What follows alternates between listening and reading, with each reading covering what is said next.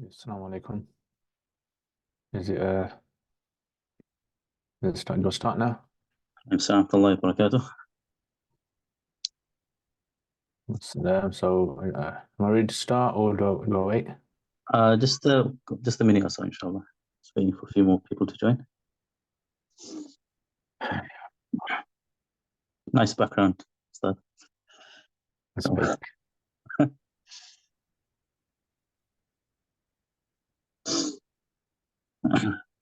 Okay, so do I have sharing options? You should do. If you look on the, should be able, yeah, you're a co-host, so you should have the option to share your screen.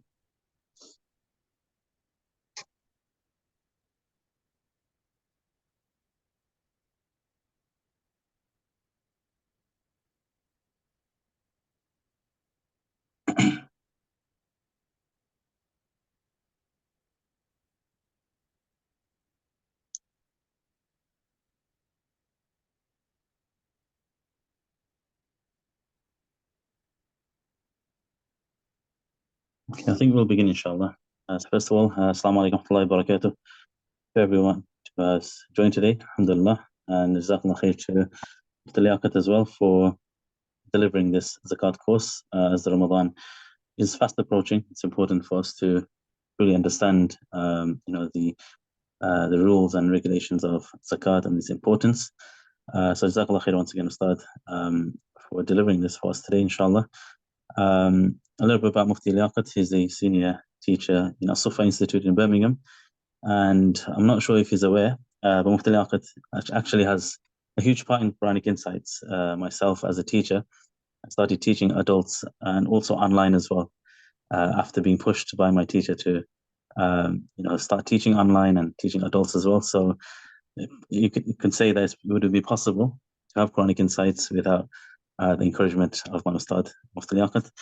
So Jazakallah khair. Also, Mufti Liaquat also teaches online courses as well, Arabic. If anyone's interested, inshallah, I'm sure Ustad can give us some information about that, and also more advanced studies in Islamic studies as well. So inshallah, Ustad, whenever you want to plug that in, you can do, inshallah. With that said, Bismillah, Ustad, you can go ahead. Okay, first of all, before I start, do I see any chat or anything? Do I get any questions? If you click on the chat box, you should be able to see the questions. Anyone puts anything down? Not too sure how Zoom works. Okay, I've just written salam there. Okay, yeah, got it now. Okay. Okay, so Bismillah ar-Rahman ar-Rahim, Jazakallah khair, mashallah, for the fantastic introduction. And it's all true. No, Jazakallah khair, may Allah accept all of our efforts for whatever khidmah we do of the deen. May Allah accept the efforts of Hafiz Abdul Hay and mashallah all of his team and all the students that are learning the deen of Allah through this portal. Okay, so I actually had planned to do this written. So I was going to do drawings on the screen, but I don't think I can share the screen and write at the same time. So I'll just stick to the slides. Inshallah, it should be fine. Okay, so first of all, Bismillah ar-Rahman ar-Rahim, Alhamdulillah, wa salatu wa salam ala Rasulillah wa ala alihi wa sahbihi ajma'in. Zakat. So Zakat is a very, very easy topic. When I was studying Zakat, I found it very, very hard. And the reason was because I think to me, it was new concepts that I was not familiar with. And then it was application of these concepts in the real world. So in the real world, how does Zakat work? How do I understand the application of Zakat in my own life? And how do I basically give Zakat? So this was something that was confusing to me, especially with a lot of a new kind of challenges that Muslims face in the world with rapidly growing businesses and understanding of how the economy works and trade and currency and all that. So without any delay, inshallah, this course is going to be very easy. Hopefully, I should be able to finish this within an hour. So hopefully, hour. I might have to go 10 minutes over, 15 minutes over, depending on maybe the questions I get. So first of all, what does zakat mean, right? So zakat is what we call, that kind of charity that you give on a yearly basis. However, in the Arabic language, the word zakat actually has four common meanings, right? Four, you can say, applications in the Arabic language of how Arabs used to use the word zakat. One of the meanings of zakat is what we call purity. So zakat in the Arabic language, zaka yazku, it actually means to be pure as well. This comes in the Quran several times as well. وَمَنْ تَزَكَّى, yeah, tazakka means to become clean, pure. So purity, that's the first thing. Second is the meaning of growth. So growth is obviously, all of us know growth. If we've ever walked down the street and seen a tree, or we've got some flowers in our house or in a garden, we know how things grow. Yeah, growth is always a good thing, right? So when things grow, it shows they're healthy, it shows that they are increasing in size and probably even providing a person with some sort of a benefit in some shape or form. Thirdly, it comes with the meaning of blessing. So blessing, as you guys all know, we all want blessings from Allah subhanahu wa ta'ala.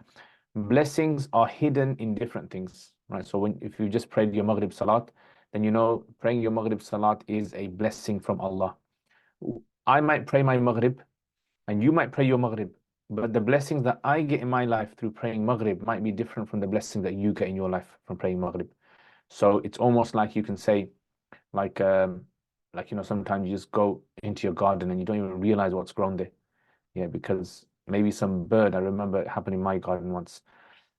All of a sudden I had wheat growing in my garden, and it was strange because I never planted wheat in the garden. So what seems to have happened is maybe a bird has picked up wheat grain somewhere and has thrown it in the garden, and it just landed in a pot and wheat started growing. So sometimes the blessings, right? Blessings in the Arabic language is baraka, which literally means also to grow as well. So blessing means to grow as well. And then finally, charity. So charity is the fourth meaning that we have over here. Okay, so you've got charity. So this is like a very important part of the zakat itself, because it's kind of like saying, well, this is your money, you've earned it, and this earning that you've done, this is something which comes from Allah subhanahu wa ta'ala, and therefore Allah expects you to take that wealth and then distribute it amongst those people that Allah wants you to give it to. Right? So this is not an easy thing for us to do. You know, in reality, departing with your hard-earned cash or your wealth is something which many of us find very hard. But because we believe in Allah, the stronger our trust in Allah is, the easier it is for us to be able to fulfill this duty. Right? So this is, you can almost say it's like it comes hand in hand with faith. In fact, in the Quran, Allah subhanahu wa ta'ala mentions zakat and salat many times. Right? So there's many times in the Quran where you'll actually find aqimus salat atu zakat. Aqimus salat atu zakat. It's almost like, like a bird has two wings. So it's almost like the Islam that you follow is pretty much based upon two aspects of your faith. And that two aspects of the faith is, number one is praying your salat regularly, and the second is regularly giving zakat. Right? So these are two things which give testimony to a person's faith that's hidden in their heart. So those are the four things. Now, when a person actually gives charity, so if I was to take out money from my wallet or from my bank account and I was to give it in charity, what that charity does is, like I mentioned earlier on, you can't see the benefit of the money that goes out to you, except, right, except if, for example, like many days go by, months go by, and you realize, oh, look at this. Like, if you had the covers, the veils of the unseen lifted up in front of you, you could actually see what's happening behind the scenes every time you give charity. You would have been giving charity all day long. That's how amazing this concept is. But Allah has, through His infinite wisdom, hidden all of this realm from our eyes so that we can trust in Allah subhanahu wa ta'ala. And so going back to what we were saying, how many times has it been? Like, this is just like one aspect of the four meanings of zakat. How many times has it been? You have actually given charity, and all of a sudden you've got exactly the same amount of money that you gave, you got it back. In fact, it happened to me, yesterday. So what happened was, there was obviously, I don't want to kind of go into many details, but I gave some money for a particular course. And literally within 15 minutes, I got exactly the same amount of cash back. And I was thinking, subhanallah, look at that. Like, I didn't even imagine. I got home and then I was thinking, look at that. Like, I didn't even imagine that I was going to get anything. And all of a sudden, from nowhere, someone gave me some money. All right. And I was thinking, subhanallah, look at that. This is something which is from Allah subhanahu wa ta'ala. So, in other words, zakat is a powerful tool. This is a powerful tool to connect yourself with Allah. Yeah. And this is something that we give on a yearly basis. And may Allah subhanahu wa ta'ala give us the ability to fulfill this duty in a manner that's pleasing to Allah. Okay, so now what is zakat? So I've given you the linguistic meaning of zakat. Now I'm going to give you the definition of zakat that the scholars mention. So it's a compulsory act of worship that requires Muslims who own wealth above a certain threshold to pay 2.5% of their wealth.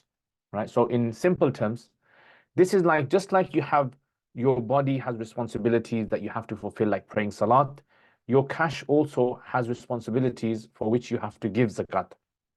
So in other words, your money is required by you as a Muslim to give 2.5% of what you own for Allah subhanahu wa ta'ala. That's only 2.5%. Imagine, for example, like you had, I don't know, 40 Rolos. I don't know if you know what Rolos are. I don't know if they still sell them or not. But when we were young, we used to have Rolos.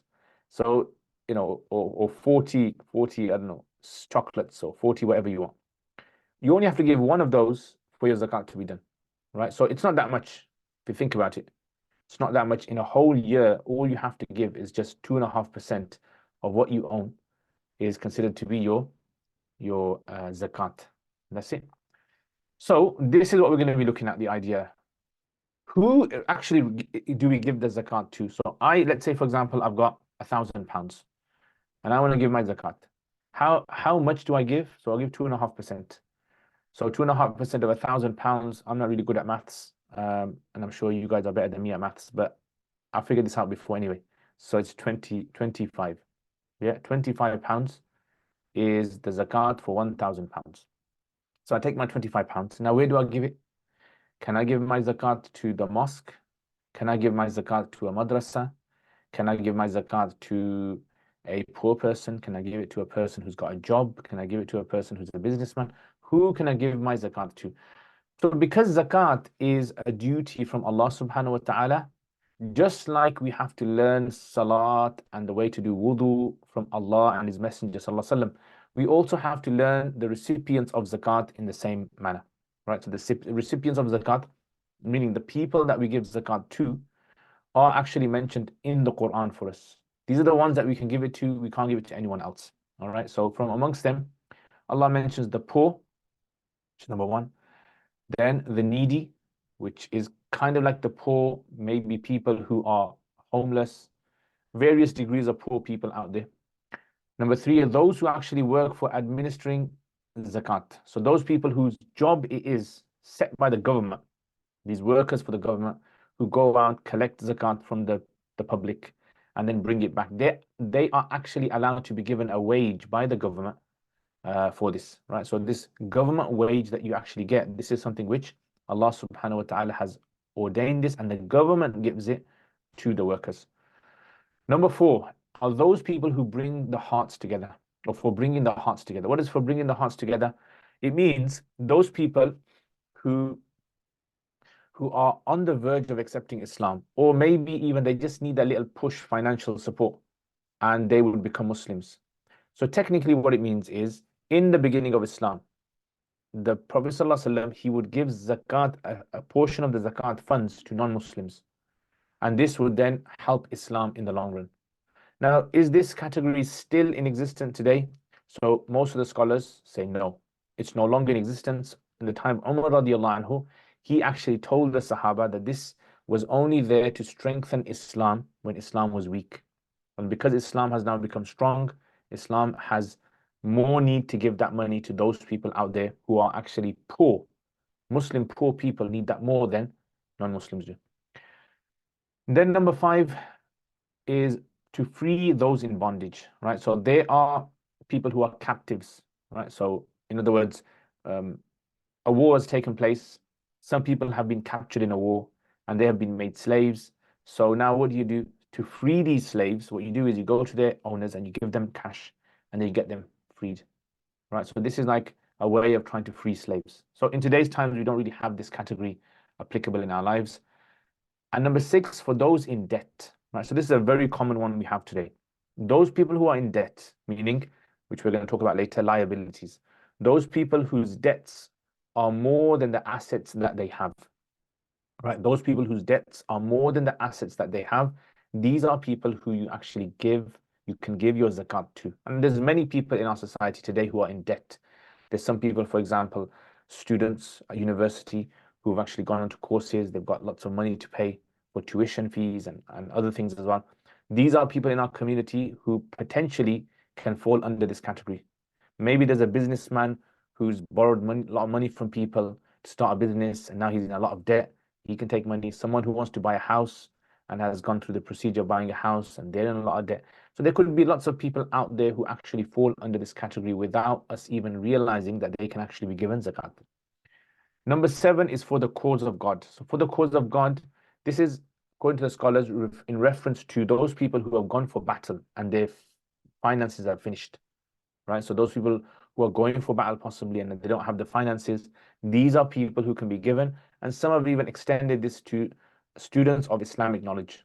So someone who wants to learn the Quran but doesn't have the funds for it, or someone who wants to learn hadith or the Arabic language, wants to learn the deen, then these people can also be given the zakat as well. Finally, number 8, the stranded traveler. So the stranded traveler is that person who's got money at home in their bank account. Let's say, for example, they've gone abroad, they've gone for Hajj or Umrah, let's say, or anywhere else, and their money, they don't have access to their money, right? Maybe their money finished. They are stranded abroad, they need funds. At their particular location, they are allowed to receive zakat, right? So zakat can be given to these people. So these are basically the 8 categories. And if obviously we take away one category, then we only have 7 categories left. And ultimately, all these categories revolve around poverty, right? So you basically have to fall under the term poor in order to be able to qualify to receive zakat. So this is why it's very, very important to understand that in today's times, for me and you, all we have to worry about is, as long as a poor person is poor, as long as a person comes under the category of poor, whether that may be they're poor as in they don't have enough finances, or whether that even may be because they are in debt and their debts are more than the assets that they possess, then this is an area, or this is a person that zakat can be given to. All right. Okay, so we'll talk more about, inshallah, about these kind of rulings, and some of you guys are asking questions. What I'll do is those kind of questions, inshallah, I'll try to answer them a bit later on, right? Okay, so virtue of zakat now. What is the virtue of giving zakat, right? So zakat is obviously a very important concept that we have. So what's the virtue of giving the zakat, right? There's many, many virtues, and like I said, in the Quran, Allah subhanahu wa ta'ala mentions about giving zakat. This is an obligation from Allah subhanahu wa ta'ala. Barakah and cleanliness and purity and all of these things come under it. But there's a verse of the Quran I just want to share with you guys. So you can see on the screen this verse. Allah says, the example of those who spend their wealth in the way of Allah is like a seed of grain which grows 7 spikes. In each spike is 100 grains, and Allah multiplies His reward for whom He wills, and Allah is all-encompassing and knowing. Okay, so if you kind of just look at this verse or try to understand it, I'll try to give you an easy way of it making sense. Imagine I said to you, give me £1. I will take your £1 and I will multiply this £1 700 times. In other words, every time you invest £1 with me, I'm going to give you £700 back. So every one, 700 back. Every one, 700 back. Right? So imagine how much would you be willing to invest if you're seeing this profit? You'd probably say, forget £1, I'll give you all my life savings if I'm guaranteed to get 700 back. So this is what Allah is promising us over here. Allah subhanahu wa ta'ala is saying that, look, every time you give in the path of Allah, just understand it like the growth of this wheat. It grows, it has 7 spikes, and each spike there's 100 grains. You gave 1 grain, and eventually you got back 700 grains, right? So imagine that is basically what's happening behind the scenes. When every time you give zakat to someone, whether it's locally or whether it's abroad, you don't realize behind the scenes, if Allah was to uplift all of the veils and curtains, you could see that one zakat of yours is like in this whole machine of Allah subhanahu wa ta'ala supporting the ummah. And then for you, you don't even realize all the barakah and all the blessings that this 1 pound of zakat that you've given is bringing back to you. Right, so this is how powerful zakat is. Right. Now, on the flip side, if a person does not give their zakat, right? So a person hoards away their money. The person is basically like, being miserly with their wealth. And this is not a good sign for a believer as well, because a believer is described as being someone who has faith in Allah, who listens to whatever Allah says. And Allah subhanahu wa ta'ala, time and time again in the Quran, mentions about giving, give, give, give. So if a believer is withholding something they have to give, right? This is something which they must give and they're withholding it, then over there we would say, right, this is something wrong. And the Prophet ﷺ in a famous hadith, he says, whoever is made wealthy by Allah and does not pay the zakat of his wealth, then on the day of resurrection, his wealth will be made like a bold-headed, poisonous male snake. So this must be some very dangerous snake with 2 black spots over his eyes, right? So this is maybe like a cobra or something. The snake will encircle his neck and bite his cheeks and say, I am your wealth, I am your treasure. Then the Prophet ﷺ recited the verse, let not those who withhold, and it goes on. In other words, to simplify it, if a person withholds their wealth, because that wealth is now remaining with them, this wealth on the Day of Judgment will come in the form of a snake. And just like you withheld your wealth from other people, this wealth now became problematic for you, became toxic for you. Imagine, for example, like, a person has some I don't know, some food, and that food, a bit of it's going rotten, and they let that rot continue to go and spread all over their food. It would destroy everything that's in that container. This is similar to what happens with your zakat when you don't give it to people. It has a knock-on effect in everything in your life. So this is why it's very important for a person to remember that just as there's great reward in giving your zakat, there's also great severe warning and punishment from Allah subhanahu wa ta'ala if a person does not give their zakat, because you are like throwing a spanner in the works. You are literally stopping benefit from reaching other people, right? So you, behind the scenes, if the curtains were uplifted, you would see the harms you're causing the ummah because of you not giving your zakat, right? And rather than on the Day of Judgment having to face, penalties and punishments like this, it's better for a person in this dunya to just remove that 2.5% of their wealth and give it as soon as possible. May Allah give us tawfiq. Okay, who has to pay zakat now? Now, the person who has to pay zakat is known as, obviously, a person who is what we call mukallaf. The fancy Arabic word for it is called mukallaf. The mukallaf is basically a person who has legal responsibility on their shoulders, right? So who is a mukallaf? Who qualifies to be legally responsible by Allah? A person who has 3 qualities. So I've written them on the screen: adult, Muslim, and sane. Okay, adult, Muslim, and sane. So what does it mean for a person to be adult, Muslim, and sane? So first of all, adult means that the person has to have reached the age of puberty, right? Which in males and females might change slightly, but roughly it's around about the age of 10, 11, 12, 13, that kind of age, where a person reaches adulthood. So once a person reaches adulthood in Islam, right, they reach puberty, that person must now start observing the rulings of Allah, including salat, including zakat as well, right? So including zakat, including salat, fasting, all those things apply now. So it's very important for a person to understand, if they have not been given their zakat since they reach the age of puberty, they need to backdate their zakat, right? So they must work out. So if I'm, for example, like, if a person is 20 years old or 30 years old or 40 years old, and they have to work back their zakat, they have to basically work out, well, when was the first time I qualified to pay zakat? And then they have to estimate how much they had in the past and roughly give for each year 2.5% of that. Now, if it's very hard, like it's very hard for you to work that out, then what I would suggest is every year, whenever you're giving charity, just give a little bit with the intention of zakat. Little bit here and there, and hope that inshallah this is accepted as the back payments of zakat which you've missed. Okay, second is that a person must be Muslim. Now, obviously, if a person is a non-Muslim, the rules don't apply to them because non-Muslims, they don't believe in Allah. So if you don't believe in Allah, then how would a person, give any zakat? Third is that a person must be sane. Sane meaning that the person can discern, is able to distinguish between what is right and what is wrong, and understand the obligations on them in Islam.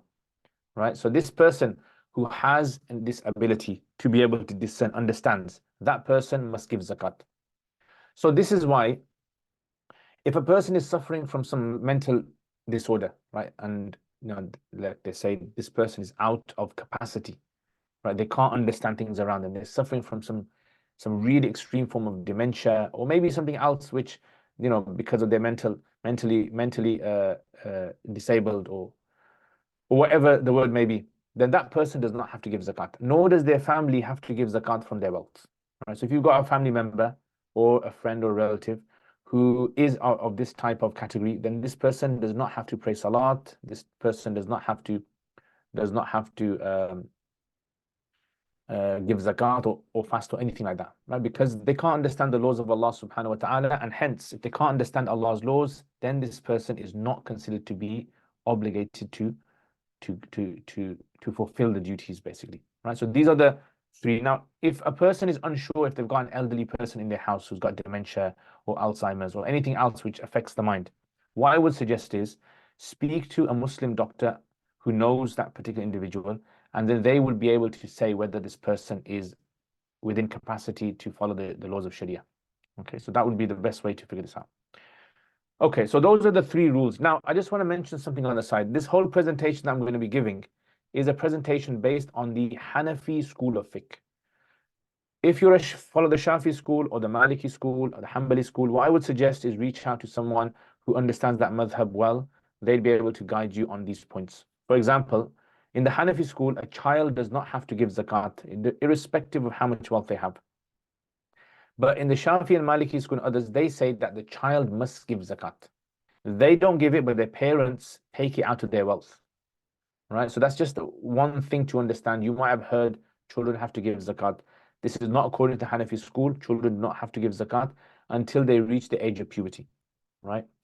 So that's one thing to understand about that. And likewise, the issue of the sane and insane as well. So Hanafis differ. They say you do not have to give if a person is classed as insane.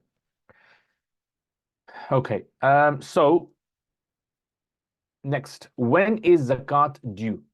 Okay, when is zakat due? So your zakat is due basically according to the lunar calendar, right? So the lunar calendar. So this is something to understand, right? So let's say, for example, like this is the 10th of Ramadan, 2022. And the other one is, let's say, 10th of Ramadan, 2023. Technically, you have to understand 2 points, okay? So your zakat follows 2 points. The first point is when you were considered to be eligible to give zakat, as in you became qualified for zakat to be obligatory upon you, right? So that's your start date. And then you have to count 12 months into the future. And then on that date next year, after 12 months, that same date, and remember, this is the lunar calendar, so what we call the Islamic calendar. You follow that. So the 10th of Ramadan, 2022, you qualified to give zakat. Basically, you now are eligible to give zakat.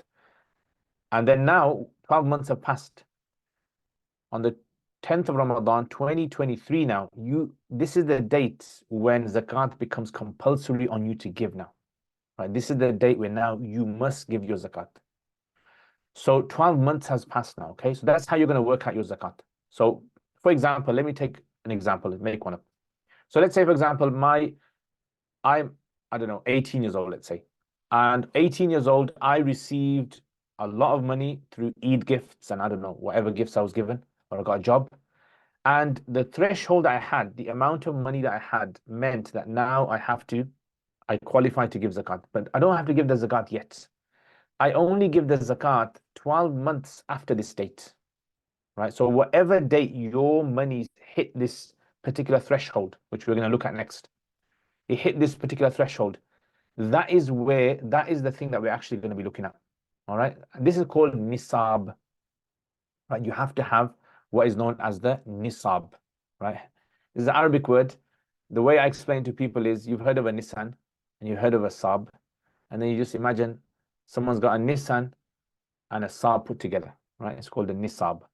So the nisab is basically when the Sharia looks at you and qualifies you as being rich. So the day you qualify to be rich is the date where your zakat meter starts now, right? That's going to be, in this case, the 10th of Ramadan. Let's say, I'm using the 10th of Ramadan, but it can be any time in the year, by the way. People associate zakat to Ramadan, don't they? But zakat's got nothing to do with Ramadan. Nothing to do with Ramadan. Samosas in Ramadan have got more to do with Ramadan than zakat has got to do with Ramadan. Yeah, that's how, I don't know, how people seem to assume zakat is something to do with Ramadan. When in reality, it's got nothing to do with Ramadan. It's probably just people has family have been doing it and they just think that Ramadan is the most appropriate time for it. So now, okay, so you have to look back in your history and you look back the first time ever you hit the nisab, this threshold. And then you count 12 months from that day. And then after 12 months, what happens is the 12 months, that exact date, you check how much you've got. If you still have enough which is above the nisab, above this rich threshold, then you have to give zakat on whatever you have. So I'll give you an example. So let's say, for instance, I mean, if I could possibly share, okay, I can't write on this, but anyway, you just have to follow, inshallah, follow my. So imagine, for example, like I had, let's say, I earned money and I'm 18 years old, and on the first of Sha'ban, let's say, right? So just in case people, Sha'ban, the first of Sha'ban, or the 15th of Sha'ban, 15th of Sha'ban, isn't it? So 15th of Sha'ban, I've got £1,000. Now I clearly qualify for the threshold. Okay, so 15th of Sha'ban now, I qualify. Now I have to look next year on the 15th of Sha'ban again. I look at that date. So I put it down in my diary, and then my diary reminds me and says, it's 15th of Sha'ban, check your zakat. So now on the 15th of Sha'ban next year, if I have more than the threshold, then whatever assets I have to give zakat on that. So let's say I've got £5,000 on the 15th of Sha'ban next year. So now I have to work out zakat for all the money now, everything I've got on that day, right? So irrespective of when I acquired that money, I could have accrued that money one day before, a week before, a month before, doesn't matter. Hanafis say it doesn't matter how long you've had the money for, that doesn't matter. Right, so remember that, it doesn't matter how long you had it for. It's basically so long as on the date that you became rich or you qualified for the nisab, that's when your zakat meter starts. So this zakat meter now continues for 12 months. And then after 12 months, you check, am I rich or not? Am I still above the nisab or not? And if I am rich, then whatever assets I have on that particular day from wherever I've got them, I have to give zakat on this. Okay, so this is straightforward. It is straightforward, inshallah. And you can do this yourself as well. You can work it out yourself. Okay, now let's say, for instance, that this money that I've got, right? So 12 months have passed now. I've checked my date and the money is above the rich threshold. So now legally I have to give zakat now. I don't have to give zakat on that day. I can give it a day later, a week later, a year later even, or even 10 years later. But I have to give it as soon as possible before I die. Because if I die, khalas, it's all over. So this is why, this is how we're going to give zakat. Okay, now that's the first scenario I want to mention. I'm 18. I've hit my rich threshold. I count 12 months forward, and then I check again on the same date in the next year, and I check, am I still rich or not? If I'm rich, if I have the nisab, right, I have to give zakat on whatever I have. Second scenario, I'm 18, on the 15th of Sha'ban, I had £1,000, fair square, okay. Then in the middle of the year somewhere, let's say, I don't know, maybe like 10 months down the line, my money dipped below zero. So if your money dips below zero between these 2 points, the 15th of Sha'ban and the 15th of Sha'ban, then your whole zakat meter has to start again the next time your assets hit the threshold. Yeah, so in this case, I've got 1,000 pounds, and then this 1,000 pounds that I've got, 10 months later, I lose all that money. I hit zero. And then slowly I start to earn more. But then this time, I don't know, 10 months later, I managed to raise enough money that now I have assets that are above the threshold. Now, from that point, I have to count 12 months into the future from that point now. Okay, does everyone understand? So in other words, if you have a dip in your assets, it makes you poor. It only stops your zakat meter from working if it goes below the zero mark. Right? So if it goes below zero, then you have to start your whole 12 months again the next time your money reaches the threshold. Right? But if it goes below the rich threshold in the year, that does not stop your zakat meter. Your zakat meter is still running. Okay, so that's basically the two scenarios that you need to understand. Okay, so let me just repeat it again, just so that you guys can benefit. Remember, this is I'm not sure, I think this is all recorded, so you guys can go back to and you can watch it again, inshallah. But the point here is that in order for zakat to become necessary upon you, you have to look at the date where you now qualify to be rich. So you have the threshold, so that now the meter of zakat applies to you. So once the meter of zakat applies to you, count 12 months into the future, and then those 12 months into the future, the same exact lunar date, 1 year from that day, you check your assets, how much do you have? And now if you have above the threshold, if you're still considered to be rich above the threshold, now you have to give zakat on whatever you have, irrespective of how long you had that wealth for. Okay? All right, so that's khalas. That's right. Next, what is the nisab now? Because that's what you're going to ask me. This nisan and sab put together, the nisab. What is the nisab? So in the time of the Prophet ﷺ, okay, in the time of the Prophet ﷺ, the Prophet ﷺ, in his time, there was only two types of currency that were in circulation. You had currency that was considered to be what we call the gold currency, and you had currency which was known as the silver currency. That's all they had. So the Arabs in their days, they took this currency and they began to, obviously the gold came from Persia, silver came from the Romans. So they began to use this currency, which is called the dinar and the dirham, right? So Arabs didn't have their own currency, by the way. So they're using this currency now. So the Prophet ﷺ, he told the people who have gold, if you have gold, which is equivalent to 87.48 grams of gold, right? So 87.48 grams of gold, you have to give zakat on it. Meaning, this is what qualifies you to be rich. Remember, I was telling you at the age of 18, let's say. At the age of 18, if I have 87.48 grams of gold or more, I am qualified as rich. Now I'm qualified as rich. 1 year down the line, 15th of Sha'ban, 1 year down the line, I check my assets again. Do I still have 87.48 grams of gold or less? If I have 87.4 grams of gold, now I have to give zakat. If I have less than 87.4 grams, 48 grams of gold, I don't have to give zakat. Yeah, so the zakat is not necessary on me. The same goes with silver. He said to those people who had silver, he said, whoever has, and this is me paraphrasing it, obviously in conversion rate, whoever has 612.36 grams of silver, right? So 612.36 grams of silver, then this person has to give zakat. Meaning, on the age of 18, let's say, a person has 612.36 grams of silver or more. They 1 year down the line, they look again, and do they have the same amount on that day or not? If they have the same amount on that day, then it means that this person now has to give zakat, right? If they have less than that, then they don't have to give zakat. Yeah, so simple rule to understand over here. Okay, so in them days, it was gold and silver, right? But in our days, obviously, we have cash. So how do we understand cash? So cash is basically worked out when you work out the value of gold or silver, right? So, I mean, you guys can do this. If you've got a phone, yeah, you guys can actually work this out. So I'm just going to check and I'm going to show you guys. So you just have to go to Google. In Google, type in nisab today, UK. Yeah, that's what I write. Right. So what happens is you'll get like, if you can see there, you'll get, yeah, something there. All right. So I'll click this one. National Zakat Foundation are quite easy to follow.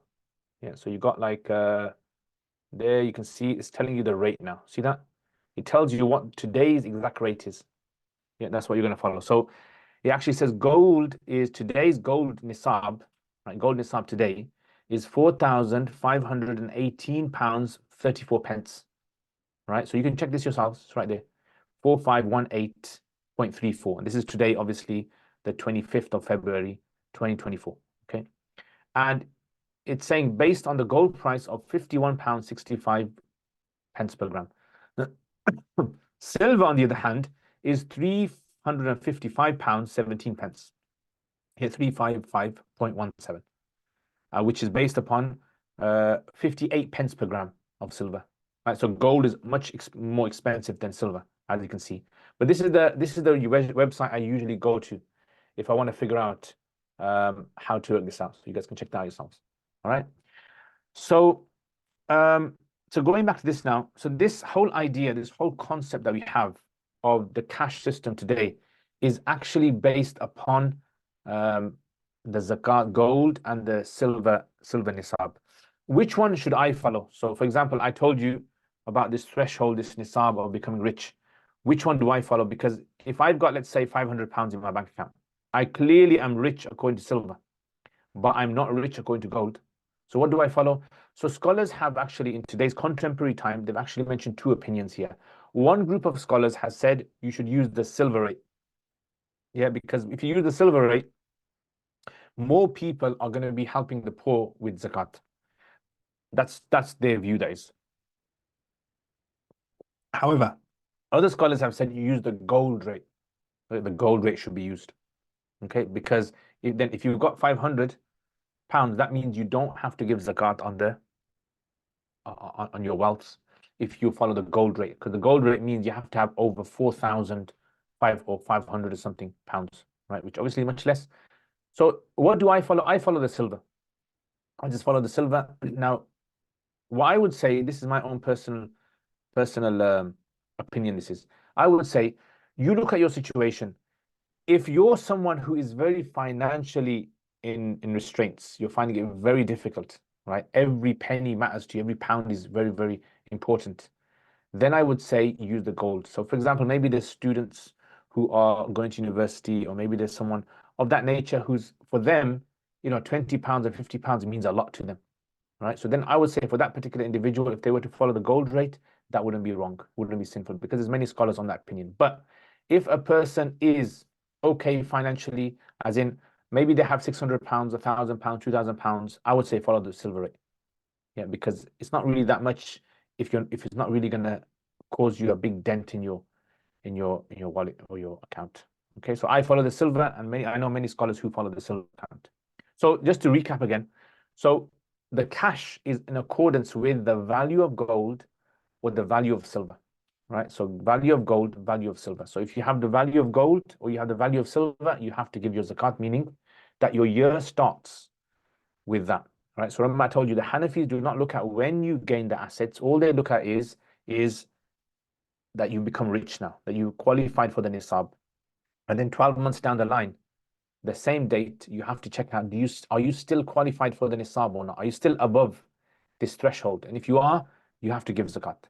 Now, just a little side note here, zakat is not like tax. Tax is based upon your income. Zakat is not based upon income. Whether you work or whether you're unemployed, you still possibly have to give zakat. Zakat is based upon your savings, right? How much savings you have. So if you have savings of a certain amount, right, then you have to give zakat, right? And tax obviously does not look at how much you've saved. It looks at how much you're earning. All right, khalas. That's the nisab. Now, remember, if you have questions, ask your questions, and hopefully I'll come back to all your questions and answer them. How do I calculate my zakat then? This is obviously the next very famous question that students will ask at this point. So there's a very easy way to work out 3 steps. Number one, you have to find out which zakatable assets you have. Number two is you have to work out the deductible assets, what we call liabilities. And number three is you work out the zakat calculation, right? So 3 steps. Number one is you work out what are your zakat assets, right? Zakat assets. Number two is you work out what are your liabilities. You deduct that from your assets, and then you work out your zakat from whatever's left over. So I'll give you an example. Imagine, for example, I have £1,000, but at the same time, I owe someone £200. So what I do is, from the £1,000 I have to deduct £200, and I'm left with £800. So now I work out the zakat for £800, not the zakat for £1,000. Okay, so in other words, your liabilities are also taken into account as well when you're working out zakat. So let's break down each one of these and let's look at this in more detail now. Now, an easy way to understand this, right? An easy way to understand this is, how many fingers have I got? 5. So these are your 5 assets that you're most likely going to face in this world.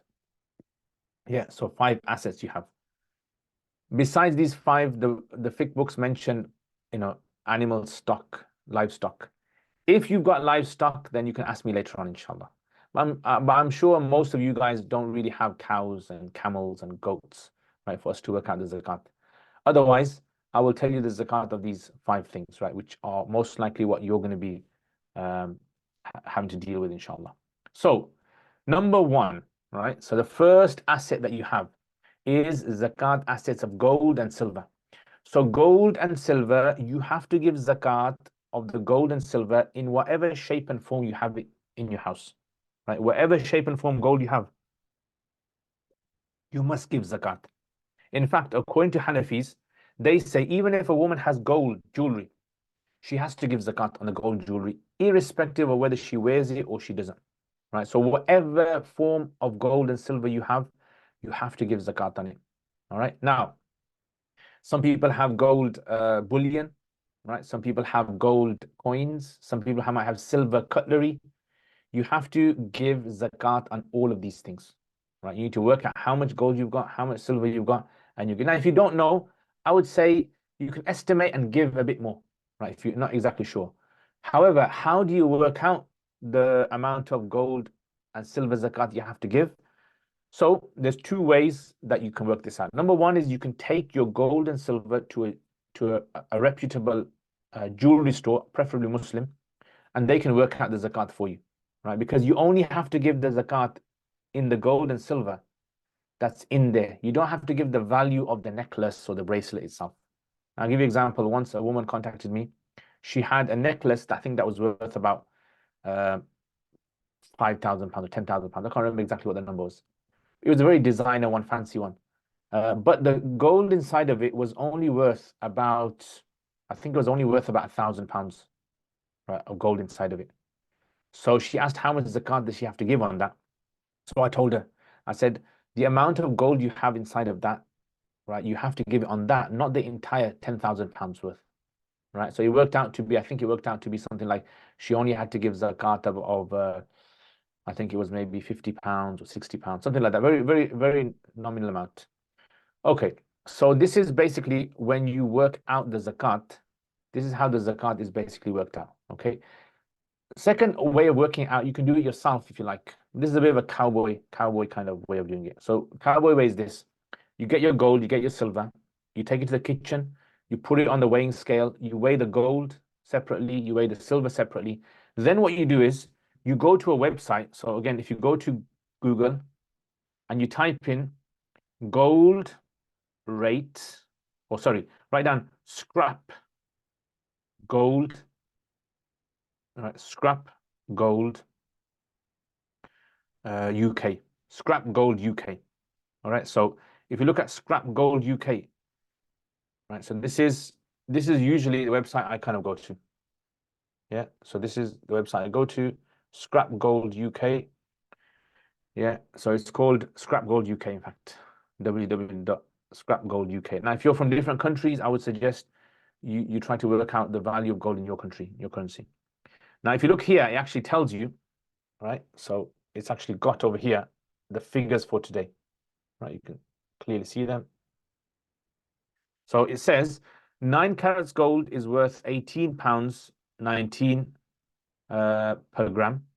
14 carats is £28 per gram. 18 carats is 36. 22 carats is 44. And 24 carats is 48. Now, this is scrap gold, okay? You have to look for scrap gold, right? And scrap silver. You don't want to look for just normal. Normal gold is going to cost you, like I told you before, £51 per gram. Jewelry is not normal gold and silver. It's actually scrap. It means it's been recycled from something else. So the value is slightly less. So you might not want to end up giving more zakat than you have to give. And if you want to give more, then there's no problem in it. But you might not want to. So this is why I work it out. Usually, Asian gold is it's a 22 karat gold, Asian gold. So you've got Asian gold to 22. So you just have to work at 22.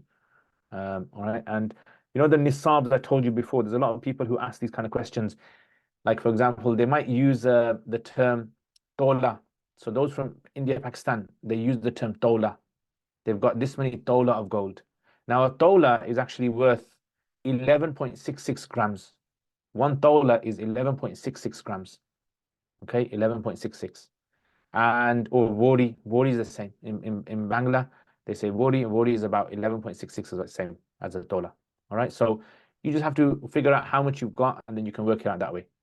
So that's it basically.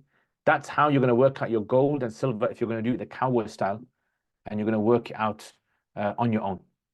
Okay, so this is all forms of gold and silver you have to give zakat, whether you've got that in your house or whether you've got it locked up somewhere or whatever shape and form it's in, you must give zakat. The only gold and silver you don't have to give zakat on is that gold and silver which cannot be discerned, it cannot be measured, right? It's too hard. Like for example, someone's got gold teeth, silver teeth, they can't measure the gold inside of it. Otherwise, they have to pull them out, and it's going to obviously hurt them a lot. So once I was giving a talk to people about zakat, and one guy goes to me, Sheikh, he says, imagine if that's the case, imagine if a person, every time he takes money out of his wallet, it hurts him. Does he have to give zakat on it? And I said, no, of course not. This is only to do with if it's difficult to separate the gold and silver. Obviously, I think he was just having a joke. But that's how it works. So sometimes you might have gold inside of your computer chips, but you don't have to work out the zakat of that, right? Because that's too small amounts, too difficult to separate. Otherwise, it will damage the computer as well. Okay, so that's gold and silver. This is right. Now, like I said, according to the Hanafi school, you have to give zakat on all gold and silver. But you don't have to give zakat on diamonds, on crystals, on pearls. It doesn't matter how much you have. There is no zakat at all on on a house full of diamonds. Remember that, okay? Now, according to the Maliki school and the Shafi school, a woman does not have to give zakat on her jewelry that she wears for most of the year. So if a woman wears her jewelry for most of the year, then she does not have to give zakat on it. Right? This is their position, not the Hanafi school. This is not the position that I follow. So I'm telling you the position I follow on this. Okay. And remember, again, so remember your year starts. Remember I told you, your year starts when you become rich, when you have the nisab, the two nisabs I described to you. You have the nisab. And then 12 months after that, that's when you look at, are you still considered to be rich Islamically? If so, then you have to give zakat on whatever you have at that day. Even if you receive the gold one day earlier or a week earlier, let's say a woman got married a month earlier and she was given gold by a husband or family, then she has to give the zakat on that, right? Even if she didn't have it for a whole year, it does not matter. As long as on the day of your zakat calculation, you have that in your assets, you have to give zakat on it. Okay, next. The second is cash and receivables. So cash and receivables. So what does cash and receivables entail? Cash basically means all forms of cash that you have to give zakat on it. So for example, like the most common ones are your bank balance, or for example, you have in your wallet or your purse, or you might have in some pockets of yours somewhere. Some people, when they go for Umrah, they have a few, a bundle of reals stashed away just in case for next time they go. You might have lira in there, you might have rupees in there, you might have taka in there. Whatever you have to give zakat of. You've got to work out all of that in your zakat calculation. If you have PayPal, you've got to find out how much you got there. If you have like a money box somewhere, how much you got there. This is all cash that you have, okay? So you have, but also with that, what about things like receivables? Receivables basically means something that you have given to someone else, cash that you've given to someone else, knowing that they're going to give it back to you. This is called a cash receivable. So let's say, for example, I don't know, Abdul Hay, I gave Abdul Hay £1,000, and he's got this £1,000 for 10 years now, and 10 years later he gives it back to me. I have to work out the zakat of that money for 10 years, even though I didn't have it. I have to work out the zakat of that money that I am owed and supposed to be given back, even if it was not with me for 10 years. So how do I work it out? So when I receive it back, I backdate all the years. So all the years of that money, I backdate it. Or the easy way you can do it is just every year when you're doing your calculation, you can assume you've got that £1,000. Right? So every year you just include it in your calculation, even though you don't physically have it with you. Right? So this is called a cash receivable. Any cash that you have borrowed someone, you have to give zakat on it. Now, obviously, if you have borrowed money off someone, if you're borrowing the money from someone else, then that's not your money. So you do not have to calculate that in your zakat. Yeah, does that make sense? So this is your cash. Now, under cash, what kind of things also come under cash? So money you have, money you've given to others to borrow. Those are the two. And things that do not come under your cash savings is wages you're owed. So if you're working for a company and they haven't given you your wages yet, so they're going to give you your wages maybe at the end of the month or maybe in a few months' time, you don't have to give zakat on owed money for work you've done for someone. Yeah, owed money for work. So let's say, for example, you're a mechanic and you've done work for someone and they owe you money for the labor cost they've done. Or you're a dentist and you've done work for someone's teeth and they owe you money, then you don't have to give zakat on any of that. Or you're a gardener and you've done work for someone. Likewise, mahar that you're owed, if you're a woman and your husband has promised you he's going to give you this fabulous gold necklace and bracelets and all sorts of things, and he still hasn't given you it, right? You do not have to give zakat on it until you receive it, but he has to give zakat on it every single year. Yeah, so if he's got it, he's got to give zakat on it. You do not have to give zakat. Now remember, your mahar belongs to you. So if your husband says to you, I'm giving you the gold, but it's mine, then that means it's not yours, right? Because he's actually said it's his. So I don't know, some cultures might have this tradition where the woman is given her gold or silver, whatever, but then she's expected to give it back if they get divorced, right? So that's not technically the woman's. So even if she has it, she doesn't give zakat on it because it belongs to her husband, and her husband will have to give zakat on it. And this also brings me to another little side note, just to understand. If a person is married, the husband has to work out his own zakat separately, and the woman has to work out hers separately. You don't combine the two together, right? You don't do a joint account, right? Okay, so now what if a husband and a wife have a joint bank account? How do they work it out? So they have to work it out by assuming how much percentages does each partner own. So usually it's 50-50. So if it's 50-50, then it means that you have to give zakat. The husband has to give his 50% of the ownership of that account, and the wife has to give based on 50% of ownership of the account. So they have to do both separately in their own accounts. Okay, so that's that. Now, another common question that some people have is also committee money. So committee money, if you guys are involved in committees, with those of you guys who don't know what committee is, basically it's like a group sort of like loaning money to each other. So you have like, I don't know, 10 people, and everyone puts £100 into the kitty, and this month all that money goes to person number one. And then next month, everyone puts £100 into the kitty, and this month it goes to person number two. And like that, it goes from person to person until it comes back to the last person, right? So in other words, everyone has sort of shared that money around each other, so circulated around. So there's also zakat if you have borrowed people money. So let's say, for example, your position is position number 5 in the circle of 10 people, and you've already borrowed 4 people money. So that means that 4 people that you borrowed money to, that means for 100, 100, 100, 100, that's £400 you're owed. Right? So you look at where you are in the circle, and then you work out how many people are before you, and that's how much you're owed, and that's how much you're going to take into consideration when you're doing your zakat calculation. So this is all to do with cash and receivables. Now, a new common one is like things like cryptocurrency. So cryptocurrency, whatever cryptocurrency you have, whatever its value is, right, you have to give zakat on it, right? You give zakat on whatever you have. So if you have Bitcoin, then whatever you have on the entire amount, you have to consider it like cash. All right, consider it like cash. Okay. And now if you do have detailed questions about specific types of cryptocurrency, what I would definitely suggest is contact National Zakat Foundation, NZF.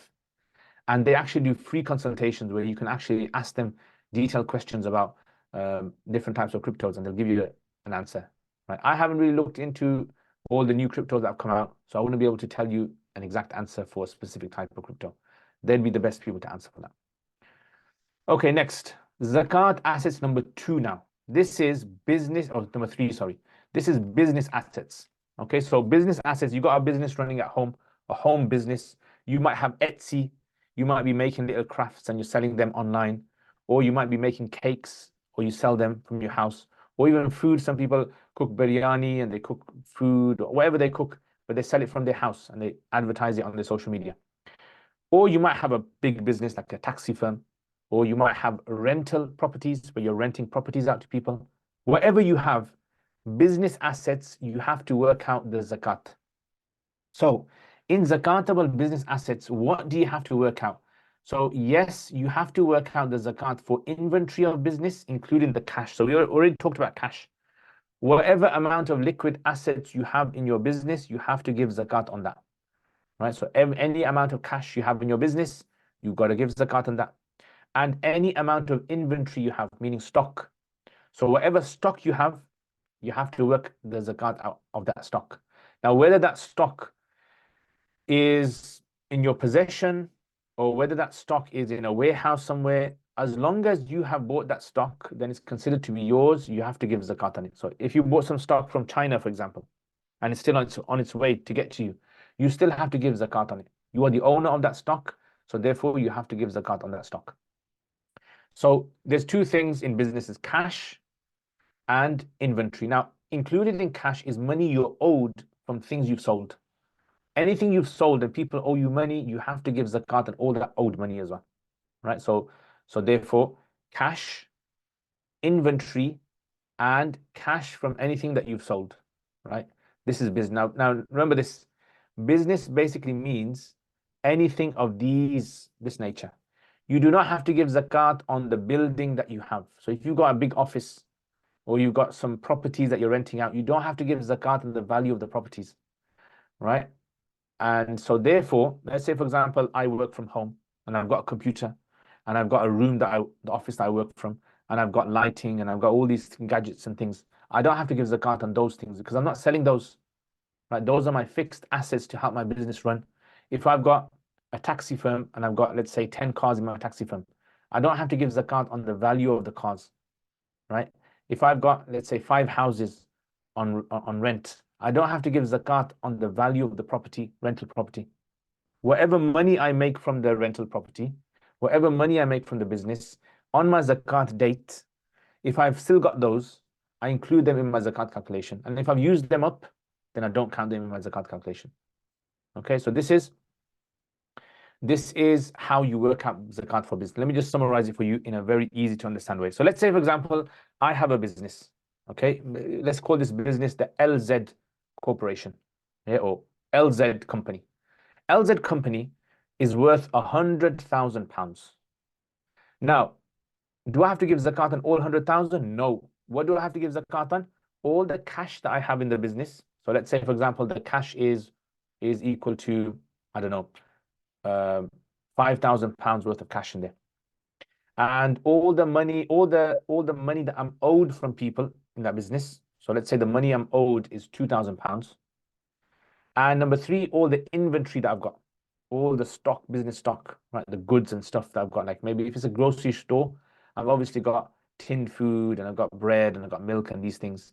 And if it's a chip shop, then obviously it's going to be all the potatoes I've got and the doner meat I've got, all these things, the ingredients. So let's say that works out to 3,000. So cash, 5,000. Money I'm owed by customers, 2,000. And 3,000 in inventory, right? So 3,000 in stock. So altogether it works out to £10,000. So £100,000 business, but I've got in there only £10,000 that's zakat applicable. Zakatable, let's call it, right? Zakatable. So now that 10,000, I work out my 2.5% from that 10,000, which is about £250. And that's how you work out your zakat, right? So business assets is very easy to understand. If you have a business, you only have to give zakat on the cash of the business, on the money you're owed in that business, and the inventory, the stock. That's all it is, right? So these three things you just have to work out for businesses. Now, let's say, for example, there's a person who is baking cakes at home and they are selling them. So what does this person have to give zakat on? So all they have to give zakat on is the value of the ingredients that they bought with the intention of making cakes, right? So someone bought some ingredients, they went to the store, they bought ingredients. Whatever they bought, they look at the receipt, how much do all these ingredients cost? That's what they give their zakat on, okay? And if a person obviously has a shop, what do they give? What value do they give, or what value they use to work out the zakat? They have to use the value of whatever they price the items at. So if they're selling on Amazon or on some other, I don't know, some other platform, so whatever they're selling it at, meaning whatever they own of that, that's what they calculate. So if I've got, let's say, 10 laptops, I've got a laptop store, and I've got 10 laptops, and each laptop I'm selling it for, let's say, £100 each. So that means I've got £1,000 worth of laptops. So I have to calculate in my zakat £1,000. I don't look at the wholesale price. I don't look at what I purchased the laptops for. I look at the sale price, right? The sale price. Now, if you do not have a sale price for your items are scattered, you don't know how much you're going to sell them for, you're just going to sell them according to how you negotiate with the customer, then in that case, what you do is you rough estimate how much you got them for, and then use that figure, right? So you just estimate how much you got your laptops for, and then you use that as your figure when you're calculating your zakat. And if you've got dead stock in your business, you have stock that's no one's going to buy off you, or you're just going to sell it at a very dead cheap rate, then you're going to use whatever figure you can estimate there. Yeah. Now, let's say you have a business where you have stock coming in and stock going out, and you don't know exactly how much you've got. What you can do is, as long as you can estimate roughly at that current time when your zakat is due, how much you've got, you can speak to your accountant about it, you can use that figure. Okay. Again, if you get stuck on these things, my advice would be contact your local Mufti, or maybe National Zakat Foundation. They have free clinics that you can call into, and they'll help you out, inshallah. Okay, so that's basically your businesses, right? So business is done. Right, next, zakatable assets, investments. So treat it the same as business assets. This is to do with investment, stock, equity, right? So a lot of people nowadays are investing in stocks now. Now, just on a side note, I would say stock, let's say, for example, I have this Zaman company, all right, LZ company. Now, this LZ company is worth £100,000. And let's say, for example, brother Zaid, he comes to me and says to me, brother, can I invest in your company? And I said, fine, you can invest. How much do you want to invest in my company? And he says, I want to buy, I don't know, £10,000 I'll give you. So £10,000 of £100,000 is 10% of the business he owns. Yeah, so he owns 10% of the business. So what that basically means is, this guy, how does he work out his zakat of a business that's worth £100,000? So 10% of 100,000 is his share, but he doesn't have to give zakat on all 10,000. What he has to give zakat on is, because 10,000 is 1/10 of the business, he just has to give zakat on 1/10 of the zakatable assets. We already worked out previously that the zakatable assets in my business come up to £10,000. £5,000 was cash, £2,000 was money I was owed, and £3,000 was business stock. So these three things comes up to £10,000, and he owns 10% of that. So 10% of 10,000 is 1,000. So therefore now he's going to give zakat from the 1,000. Right? So from the 1,000 he's going to give zakat. He's going to give 2.5% from the 1,000, which is £50 or £25 rather. So £25 he gives, khalas. That's his zakat for that part of the business. Now this is a very simplified example, of course. Some people might say, I have shares in Apple, or I have shares in Google, or I have shares in, I don't know, BT, or something else.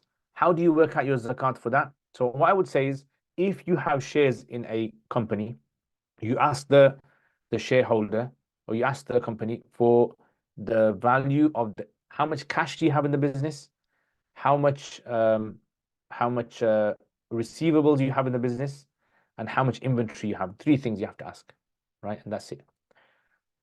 If they can't tell you that, meaning that, let's say, for example, it's difficult for them to figure it out because there's too much information, then what you can do is you can use this concept of the 25 benchmark, which National Zakat Foundation has used. And I've spoken to some muftis about this, Mufti Faraz Adam, Mufti Zubair Butt, and they use the 25% mark, which basically means that whatever the business is worth, whatever you've invested, the amount you've invested, whatever your share is worth, or amount you have, you take 25% of that, and then that 25%, you work out 2.5% of that 25%.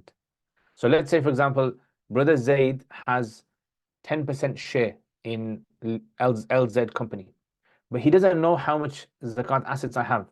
He can use the 25% rule, which simply is, what's 25% of 10,000 is 2,500. And then he works out 2.5% of 2,500, right? And that's it. That's how he works out the zakat. Now, this is like just using a rough estimate. Okay, now he might obviously have to give more in this case. But if you can work it out accurately, then that's the best way to do it. And that's basically how you work out shares. Any share that you have, on the other hand, which is for quick gain, so short-term sale. So you bought stuff with the intention of selling it off immediately, then that is considered to be fully zakatable, meaning you have to give zakat on the full amount that you have. So what does it mean, the full amount? So let's say, for example, Brother Zaid, he purchased 10% of my business because he wants to buy it and then quickly, within a few weeks, wants to sell it off to someone else and make profit. This means he would have to give zakat on all 10,000, right? All 10,000 you give zakat. What does that mean then? So that means 2.5% of 10,000 is what he gives zakat on. So £250 basically. Yeah, so he's got to give zakat. Is it £250? How much is it? 2.5%? Yeah, £200, isn't it? That's what he's got to give zakat on. And this goes with anything, by the way. So anything you buy with the intention of selling, you have to give zakat on the full value of it. So if you buy, let's say, houses, you bought houses with the intention of fixing them up and selling them off immediately, then you have to give zakat on the entire value of the house. So if the house is worth £200,000, you got to figure out 2.5% of 200,000, you got to give zakat on that. Okay. Okay, so that's basically all you need to know about business assets, right? It's pretty much straightforward. And the last one is pensions now. So pension zakat, there's two types of pensions you need to know about. Number one are those pensions that you have no say in. Company pensions, government pensions, NHS pensions, teachers pensions that you have no say in. They invest it. They just ask you if you want to contribute towards it. Right? There's no zakat on those. So if you're in one of those categories, you don't have to give zakat on those. The second type of pension are those pensions in which you can choose where your pension is going to be invested, known as the defined contribution scheme. So defined contribution scheme, basically, when they send you a letter and they say to you, where would you like your money invested? They give you like several options, and then you tick one. That is called a defined contribution scheme. That is, even though you don't have the cash, you don't have the money, you can get the money after the age of 65, you still have to give zakat on the value of your pension pot. Right? You give zakat on the value of the pension pot. Now, what you can do in this case, either give it every year, or you can wait until you receive it. That's the best option, I think. Wait until you receive it, because what they might start doing is they start deducting tax from it. So they might not give you the full amount. They give you like a large portion of it. So once you start receiving it, you backdate all the years from when you started your pension, and then you give it like that. Right, so you backdate it basically, and that's basically all you have to remember. Pensions, very simple pensions. You either give it or you don't give them pensions. When do you give it? If it's a defined contribution scheme, contact your pension provider, your company, and ask them what kind of pension is it. And if it's not a one of this, so if it's the NHS one, the teachers one, the government one, your company one, where they simply just ask you, would you like to contribute towards your pension? there is no zakat on those because you have no say of where they invest. They invest without your consent of where to invest. Right? Okay, khalas. Pensions are done. And now, this is that first part I told you, right, which was your assets. So there's 5 assets: gold and silver, cash, business, stocks, and pensions. Now, the next category is liabilities, deductibles. Liabilities mean deductibles, things that you can deduct from your calculation. So you collected all your assets. You've worked out how much gold you've got. You worked out how much silver you've got, how much cash and how much business stock and all that. You calculated it all. Now you minus from there, you deduct from there the liabilities that you have. What liabilities? So debts payable in the coming 12 months. Any debts that you have to pay within the next 12 months, you can deduct them from your savings, right? So minus them. And any outstanding bills and arrears owed. So anything outstanding, any gas bills or electricity bills or council tax, anything like that that is owed, that is outstanding, you have to give zakat on that. Sorry, you minus it from your zakat assets. Minus, right? Take it all that way. Anything that you will owe in the future, you may owe or you may not owe, you don't deduct that. Right? So future, you do not have to work this out for anything.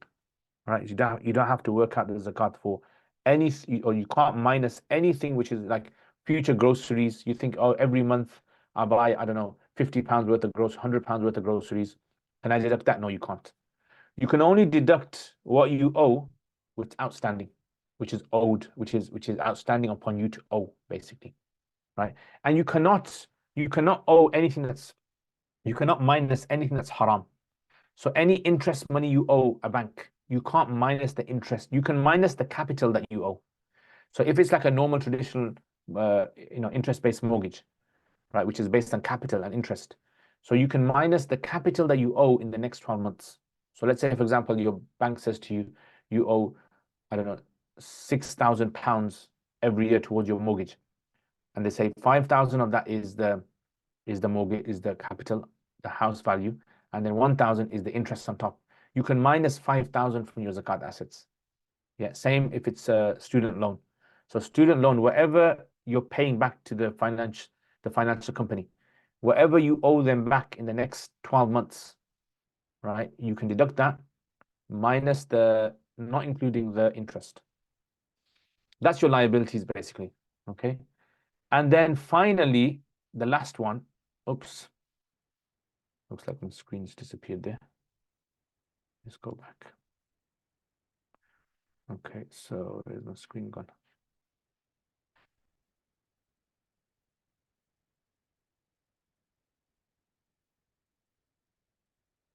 Okay, apologize. Okay, it's back. Yeah, so okay, so going back to this then. So this is so liabilities that are non-deductible. Liabilities that are non-deductible. You cannot deduct future expenses. You cannot anything that's not payable within the next 12 months. So things that you are not going to pay back in the next 12 months. You can't deduct that. So if you got like a long mortgage, 20-year mortgage, you can't deduct all 20 years. And any haram income. So any haram income that you owe someone, you can't deduct that. Right? And that's it basically. That's all you need to understand, I would say, about zakat. Yeah, very straightforward. Now, if you have any sort of like questions regarding these, inshallah, I will answer your questions now, inshallah. Yeah, so let's have a look at your questions, see what kind of questions that you have.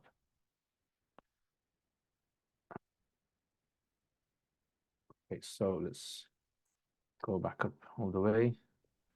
Assalamu alaikum. Before the questions, if I could just make a few announcements. Okay, yeah, that's fine. Okay, just one moment. Okay, so alhamdulillah, Quranic Insights, our official charity partner, is Global Relief Trust. And we have an opportunity, inshallah, for everyone to get involved. Month of Ramadan is coming as well. So anyone who wishes to fundraise for our charitable projects, inshallah, you can have an opportunity of winning a free Umrah, inshallah. So that's the poster, inshallah. You'll have the link available as well. To register for that, just click on the link. So basically the competition is anyone who raises a minimum of £100 for our charitable projects will be in with the chance to win a free Umrah, inshallah, and the winners will be announced after Ramadan.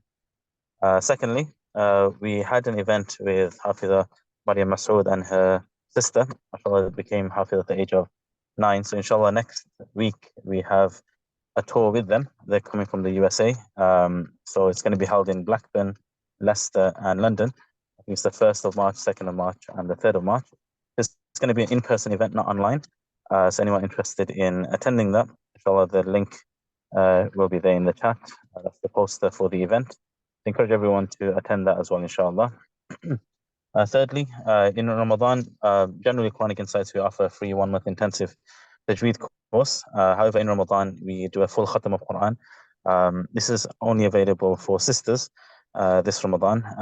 So each day, there'll be a recitation of 1 juz per day, inshallah, to complete the entire Quran. You can recite within the session as well, or if you want to just listen in, you can do that as well. So inshallah, the full khatam of Quran will be done collectively. There's the various timings available. Inshallah, you'll find more information on our website, on the poster as well, and you can register for that, inshallah. I don't think the link is ready yet, but inshallah, it will be uploaded onto our website very, very soon. Also, as I mentioned, our official charity partner is Global Relief Trust. Inshallah, myself, I'll be traveling to Uganda, new projects that we are launching there just before Ramadan and a couple of days into Ramadan. So it's an opportunity for everyone to get involved, and inshallah, you can donate as well. We know the virtues of providing iftar, for example, for a fasting person. You can do that as well for only £90.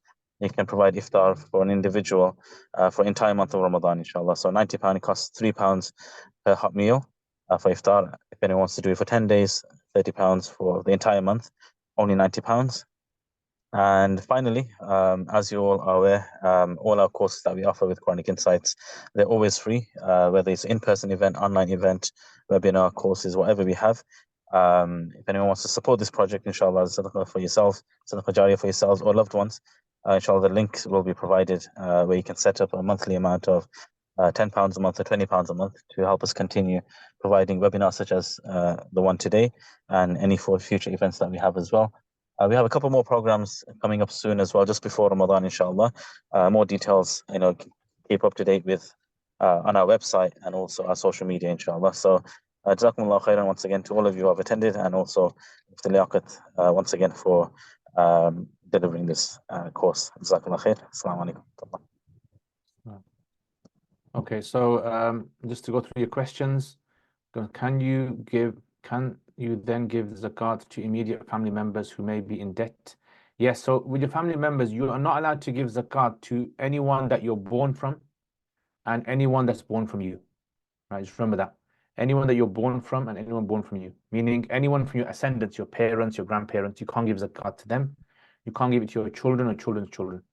You can give your zakat to your uncles and aunties, your brothers and sisters. You can give it to your nephews and nieces. That's allowed. And if they're eligible, then of course it's actually highly rewarding to give zakat to close kin. For the cause of God, does it include da'wah? No. You can't give it zakat to any da'wah cause unless you have to give zakat to a human being, basically. It has to be a human being who is qualified for the zakat, meaning they're poor. For those who are in need or to bring the hearts together, or be toward the family or part of the family, ex-sister-in-law and my niece and nephews who are above 16. No, you can't give it to non-Muslims. It can only be given to Muslims now. Does well water, is zakat eligible? No, you can't give zakat for building a well unless the well is going to be given to a poor person. But if it's public property, anyone can use it, then no, you can't. Similarly, you can't give zakat to build a mosque. You can't give zakat to, build a hospital, anything like that. If I'm a revert, do I backdate to, and would it be no? So from your shahada. So if you're a revert, you backdate to your shahada, and then you work 12 months. So let's say, for example, you accepted Islam 5 years ago. So 5 years ago, were you nisab? Did you have the nisab? Were you rich? If you're rich, then you work out 12 months after that, and that's when your zakat work starts. So technically, if your shahada was 5 years ago, then you potentially might have to give zakat for 4 years only, not 5. Okay, so if you are responsible for the wealth of someone who is not sane, i.e. should you give zakat? No, you don't have to. Yeah, so if they are not if they are not in their normal state of mind, meaning they are out of capacity and they don't have to pray their salats and zakat and all that. What if the child is 12 and has reached puberty, but his minor savings like £200? So £200 is below the nisab. Yeah, it's below the nisab, so there's no zakat on that. Creative way to remember nisab. Well done. You're welcome, bro. During the year, what if our wealth fluctuates and goes under the nisab threshold? Then you still have to give zakat. It's only if it dips below zero when the whole calculation of zakat comes to a halt, stop, right? And then you have to restart it once it hits the nisab again. Ramadan, the Islamic month, easy to remember. If I have a lot more student loan debt than savings, do I still give zakat? So it just works out how much can you give back in the next 12 months? You work that out. So whatever you can give back in the next 12 months, minus the interest, that's considered to be your liability, right? So let's say, for example, you've got £10,000 of savings, and in the next year you can give £3,000 back. So obviously you minus 3,000 from 10,000, so you give zakat on 7,000. Okay, if you have more than one property that you don't live in, zakat due on those assets? No, unless you bought it with the intention of immediate sale. How long do we have to pay the zakat anniversary date? How long do we have to pay? How long? I don't understand the question. So zakat can be paid as long as you pay it before you die. So you should pay it ASAP, as soon as possible. Ideally before the next zakat anniversary comes. Walaikum assalam. Someone told me recently that we need to pay zakat on the unworn clothes we have. No, that's not true. If you have a mid-year dip, does the zakat meter restart once you're under? Yeah, it restarts again when you hit the nisab a second time. So after it hits zero, the next time you reach the nisab again, that's when your 12-year meter starts. Assalamu alaikum. So just to clarify, I'm due to pay zakat for tomorrow, but today I got £100 as a gift. Am I due to give zakat? Yes. If you've still got it by tomorrow and you haven't used it, you have to give. So this whole 1 year concept basically means, in the Hanafi school, it doesn't mean you have to have the assets for 1 year. It simply means that as long as you have it on the day of your zakat anniversary. Please share what about the Hanafi school of thought? Is it recommended to follow the silver or gold? So I explained that. So there's two opinions. Regards cash. Some of the scholars say silver. I follow the silver opinion. Some of the scholars say you can follow the gold. I would say follow the gold if you are very financial restraints. Have £1,000, 6 months later, £200, 12 months later, £1,000. So still 1,000, but below for a while. Yes, zakat is due. Will credit cards need to be deducted from zakat calculation? Yes, whatever you owe the credit card company in the next 12 months, you can deduct that from your zakat, so long as there's no interest on there. Can I give my little brother as zakat? So if your little brother, it depends how old he is. How old is he? If he's under the age of puberty, then you look at the status of your father, the carer. If the carer, the father, is rich, then the minor is in the ruling of the father. But if he's poor, then you can give the minor. Tomorrow, if my zakat anniversary, if I work £100 today, but don't get paid until the end of the month, do I include? No, you don't. Does same calculation apply to jewelry with diamonds? So there's no zakat on diamonds. Okay, no zakat. Okay, if you have found gold necklace somewhere and over a year waiting has elapsed and no owner found, do you need to pay zakat on it or must be urgent? But that doesn't belong to you, that belongs to someone else. So there's no zakat on it, you have to give it to charity. What about cryptocurrencies? Yes, I'll explain that. What about land properties inherited from parents? So if it has been transferred to your ownership and it's property land, there's no zakat on it. Assalamu alaikum. Sheikh, can a person deny themselves of worldly pleasure in order to pay zakat? E.g., can I not buy school shoes for kids, etc., or do I have to remove future liabilities? Yes, I explained about liabilities. Liabilities is basically anything that you owe currently, not future expenses. If you're saving money do you need to pay zakat on the same savings every year? Yes, same savings. Just like you have to pray yesterday's fajr. If today's fajr comes, you have to pray yesterday's fajr, you got to pray today's fajr, you got to pray tomorrow's fajr. What type of pensions are zakat eligible to? So I explained that. Question, someone borrowed money and now is reluctant to pay me back and had been paying zakat on it. Now, it's difficult to say I pay zakat. So if you think you're not going to get the money back, you don't have to pay zakat on it. If is business owed different to personal owed, treated differently? Yes. Yeah. So business owed meaning that they have purchased something off you, a physical, tangible asset, and they owe you money. Like they bought a laptop off you, and they're supposed to pay you on credit. Yeah. So they have to give zakat on that. If it's owed due to labor costs, for example, a guy asked me a question. He's got a tuition school. Parents owe him £2,000 of money. They haven't given it yet. Does he have to give zakat on that? No, he doesn't. I wish there was a zakat agent I could go to who could work out my zakat. You can basically go to National Zakat Foundation and they actually are happy to help you.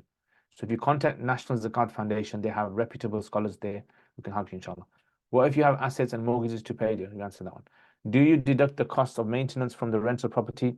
So there's no zakat on rental property. Okay, no zakat on rental property. I have no idea where NHS pension is invested, so you don't have to give zakat on it. Do you pay zakat on money held in Nusuk app e-wallet for Hajj? So it depends. I'm not exactly sure exactly what you do with that cash. Is that cash um, withdrawn later or not? If it's withdrawn, you have to give zakat on it. I have $1 zakat per year, but I want dollar zakat. $1 of gold, you mean? But I have to pay debt of 12 lakh yet. Does that mean I will pay debt first and no zakat? So yeah, so you minus whatever debt you owe, you minus that from your assets, like we said. Question, so many saved for Hajj will be a year in Ramadan. So is all that money now loaded on an e-wallet or you liable? So what I would suggest, if you have saved money onto your e-wallet, what you do is do not give zakat on it until you know that you've got whether you've got your space or not. So if you have your space, if they tell you that you've got a space and you can go for Hajj, then you don't have to give zakat on it. If you later on find out in May, June, whatever, whenever it is, they tell you that you don't have a space, then all that money you've got saved up, if you can withdraw it, then you have to give zakat, backdated. Can I pay zakat for money saved for tuition fees? So if you have come into a contract with the institute, with the educational institute, like the university or whatever college, then that money is considered outstanding. So you don't have to give zakat on it. But if it's not, you haven't started the university yet, then I would say that you have to give zakat on it.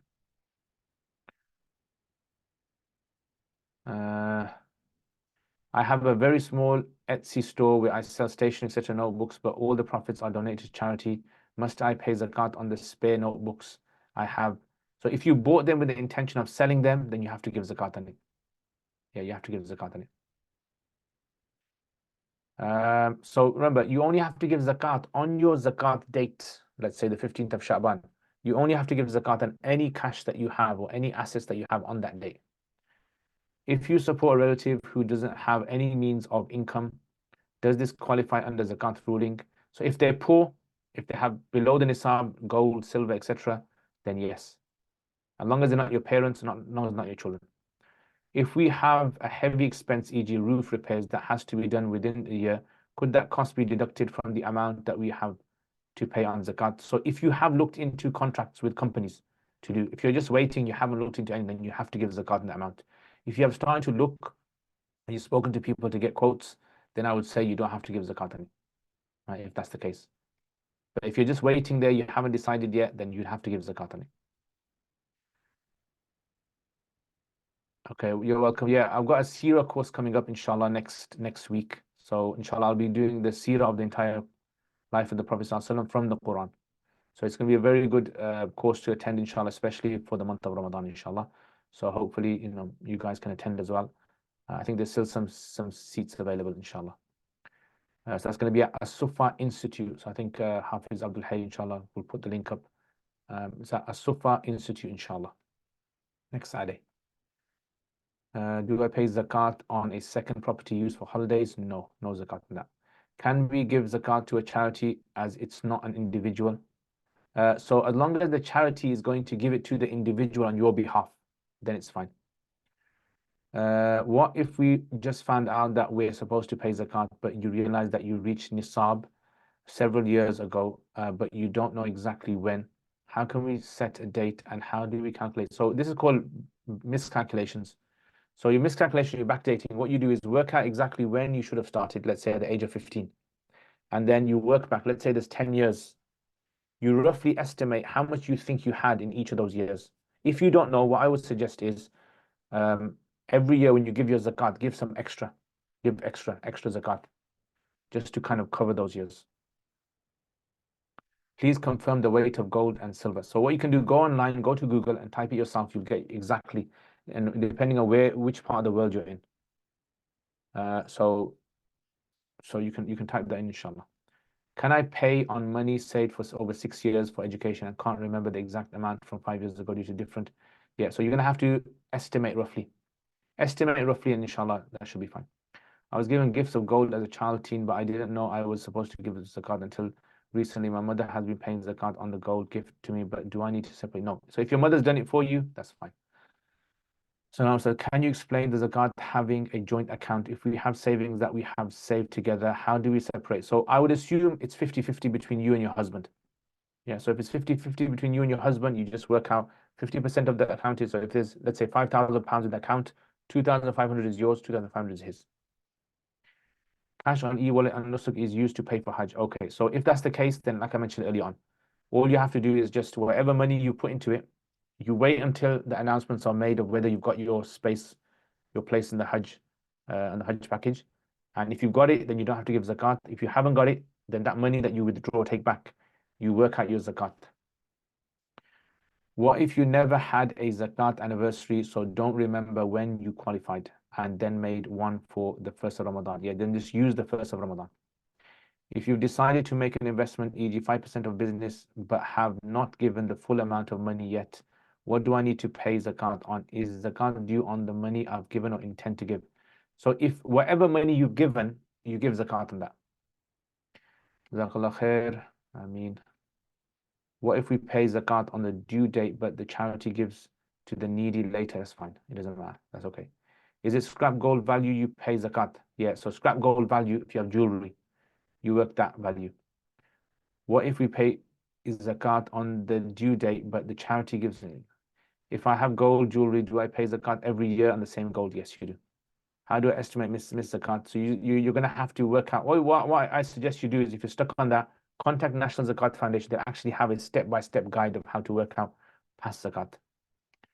Do I need to pay zakat on a single gold ring, or does it have to reach? So if you have a single gold ring and you have other assets, and if you put the value of all of them together and all the value is more than the nisab, then you have to give zakat on it. Otherwise, you don't. Can't give zakat to born, but what if zakat given to spouse who then spends on your kids? No, you can't give your zakat to your spouse. Yeah, you don't give your zakat to your spouse. Jazakallah khair. You're welcome. All right, guys, take care, inshallah. Assalamu alaikum wa rahmatullahi wa barakatuh.